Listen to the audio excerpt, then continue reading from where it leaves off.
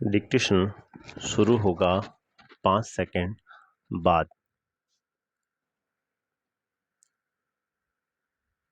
तलाश भारत के अतीत की झांकी। बीते हुए सालों में मेरे मन में भारत ही भारत रहा है विराम। इस बीच मैं बराबर उसे समझने और उसके प्रति अपनी प्रतिक्रियाओं का विश्लेषण करने की कोशिश करता रहा हूँ विराम। मैंने बचपन की ओर लौटकर याद करने की कोशिश की कि मैं तब कैसा महसूस करता था, मेरे मन में इस अवधारणा ने कैसा धुंधला रूप ले लिया था और मेरे ताज़ा अनुभव ने उसे कैसे संवारा था विराम पैरा। आखिर यह भारत है क्या? प्रश्नवाचक। अतीत में यह किस विशेषता का प्रतिनिधित्व करता था? प्रश्नवाचक। उसने अपनी प्राचीन शक्ति को कैसे खो दिया? प्रश्नवाचक। क्या उसने इस शक्ति को पूरी तरह खो दिया है? प्रश्नवाचक। विशाल जनसंख्या का बसेरा होने के अलावा क्या आज उसके पास ऐसा कुछ बचा है जिसे जानदार कहा जा सके? प्रश्नवाचक। आधुनिक विश्व से उसका तालमेल किस रूप में बैठता है? प्रश्नवाचक पैरा। भारत मेरे खून में रचा बसा था विराम। इसके बावजूद मैंने उसे एक बाहरी आलोचक की नज़र से देखना शुरू किया विराम। ऐसा आलोचक जो वर्तमान के साथ साथ अतीत के बहुत से अवशेषों को, जिन्हें उसने देखा था, नापसंद करता था विराम। एक हद तक मैं उस तक पश्चिम के रास्ते से होकर पहुंचा था विराम। मैंने उसे उसी भाव से देखा जैसे संभवतः किसी पश्चिमी मित्र ने देखा होता विराम। मेरे भीतर शंकाएं सिर उठा रही थीं विराम। क्या मैंने भारत को जान लिया था? प्रश्नवाचक। मैं, जो उसके अतीत की विरासत के बड़े हिस्से को खारिज करने का साहस कर रहा था विराम। लेकिन अगर भारत के पास वह कुछ नहीं होता जो बहुत जीवंत और टिकाऊ रहा है, वह बहुत कर्ज कुछ जो सार्थक है, तो भारत का वजूद उस रूप में नहीं होता जैसा आज है और वह हजारों वर्ष तक अपने सभ्य अस्तित्व की पहचान इस रूप में कदापि बनाए नहीं रख सकता था विराम। वह विशेष तत्व आखिर क्या था? प्रश्नवाचक पैरा। मैं भारत के उत्तर पश्चिम में स्थित सिंधु घाटी में मोहनजोदड़ो के एक टीले पर खड़ा था विराम। मेरे चारों तरफ उस प्राचीन नगर के घर और गलियां बिखरी थीं जिसका समय 5,000 वर्ष पहले बताया जाता है विराम। साथ ही यह भी कहा जाता है कि वहाँ एक प्राचीन और पूर्णतः विकसित सभ्यता थी विराम। इनके स्थायी रूप से टिके रहने का कारण है इसका ठेठ भारतीयपन और यही आधुनिक भारतीय सभ्यता का आधार है विराम। यह विचार आश्चर्यचकित कर देता है कि कोई संस्कृति या सभ्यता इस प्रकार 5-6 हजार वर्ष या उससे भी कुछ अधिक समय तक निरंतर बनी रहे, वह भी बराबर परिवर्तनशील और विकासमान रहकर विराम। फारस, मिस्र, ग्रीस, चीन, अरब, मध्य एशिया और भूमध्य सागर के लोगों से उसका बराबर निकट संपर्क रहा विराम। यद्यपि भारत ने उन्हें प्रभावित किया और स्वयं भी उनसे प्रभावित हुआ, फिर भी उसका सांस्कृतिक आधार इतना मजबूत था कि वह हिला नहीं विराम। इस मजबूती का रहस्य क्या है? प्रश्नवाचक पैरा। मैंने भारत का इतिहास और उसके विशाल प्राचीन साहित्य के कुछ अंशों को पढ़ा विराम। मुझ पर विचारों की तेजस्विता, भाषा की स्पष्टता और उसके पीछे सक्रिय मस्तिष्क की समृद्धि ने गहरा प्रभाव डाला विराम। मैंने उन पराक्रमी यात्रियों के साथ भारत की यात्रा की जो सुदूर अतीत में यहाँ चीन तथा पश्चिमी और मध्य एशिया से आए थे और अपनी यात्राओं की दास्तान छोड़ गए थे विराम। मैं पूर्वी एशिया, अंगकोर, बोरोबुदुर और बहुत सी जगहों में भारत की उपलब्धियों के बारे में सोचने लगा विराम।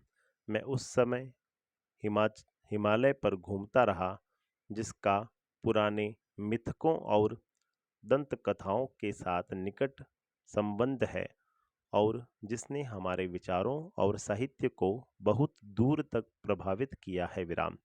पहाड़ों के प्रति मेरे प्रेम ने और कश्मीर के साथ मेरे खून के रिश्ते ने मुझे उनकी ओर विशेष रूप से आकर्षित किया विराम। इस महान पर्वत से निकलकर भारत के मैदानों में बहने वाली भारत की विशाल नदियों ने मुझे आकर्षित किया और इतिहास के अनगिनत पहलुओं की याद ताज़ा की विराम।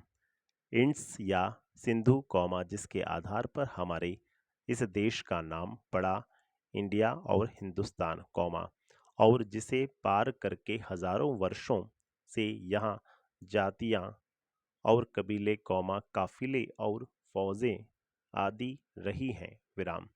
ब्रह्मपुत्र इतिहास की मुख्य धारा से लगभग कटी हुई, पर पुरानी कहानियों में आज भी जीवित, उत्तरवर्ती पहाड़ियों के हृदय में पड़ी गहरी दरारों के बीच से बरबस मार्ग बनाती हुई भारत में प्रवेश करती है और फिर पहाड़ों और जंगलों से भरे मैदान के बीच शांत रमणीय धारा के रूप में बहने लगती है विराम।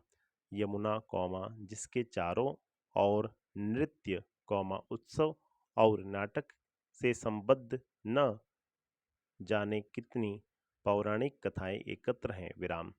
इन सब से बढ़कर है, भारत की नदी गंगा, जिसने इतिहास के आरंभ से ही भारत के हृदय पर राज किया है और लाखों की तादाद में लोगों को अपने तटों की ओर खींचा है विराम। प्राचीन काल से आधुनिक युग तक, गंगा की गाथा भारत की सभ्यता और संस्कृति की कहानी है विराम पैरा। मैंने पुराने स्मारकों और भग्नावशेषों को और पुरानी मूर्तियों और भित्ति चित्रों को देखा। अजंता, एलोरा, एलिफेंटा की गुफाओं और अन्य स्थानों को देखा विराम। मैंने आगरा और दिल्ली में कुछ समय बाद बनी खूबसूरत इमारतों को भी देखा, जहां का प्रत्येक पत्थर भारत के अतीत की कहानी कह रहा था विराम पैरा।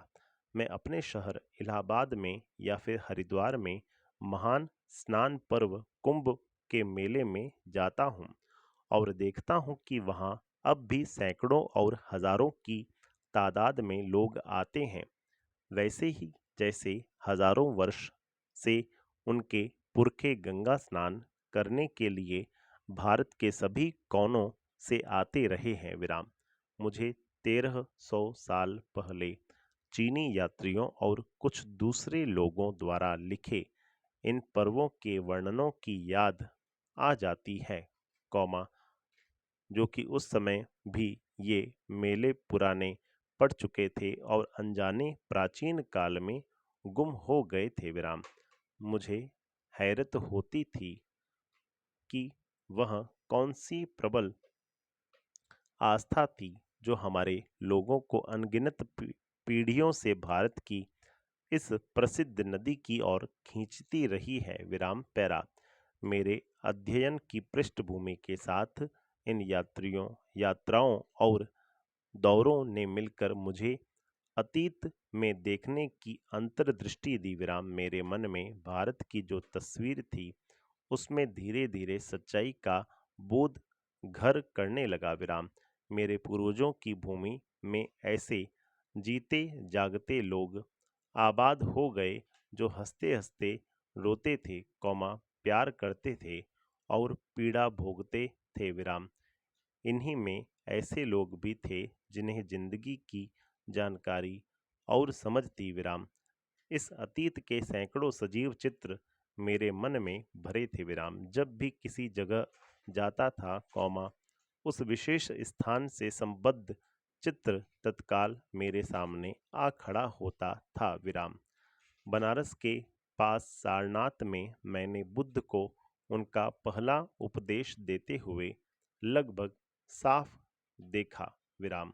2500 वर्ष का फासला तय करके उनके कुछ अभिलिखित शब्द जैसे दूर से आती प्रतिध्वनि की तरह मुझे सुनाई पड़े। विराम।